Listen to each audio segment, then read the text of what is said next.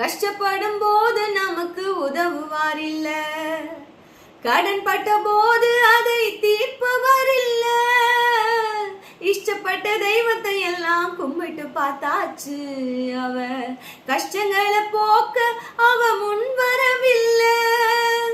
உலகத்தில் தெய்வம் என்று சொல்வதெல்லாம் சும்மாங்க, இயேசு கிறிஸ்து ஒருவரே மெய்யான தெய்வமுங்க.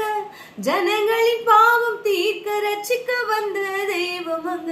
உனக்கு ஒருவர் இருக்கிறார், உன்னை விசாரிக்க துடிக்கிறார், உன்னையும் என்னையும் இயேசு நேசிக்கிறார்.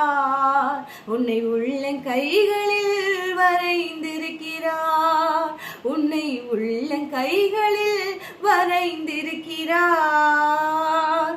உனக்கு ஒருவர் இருக்கிறார், உன்னை விசாரிக்க துடிக்கிறார், உன்னையும் என்னையும் இயேசு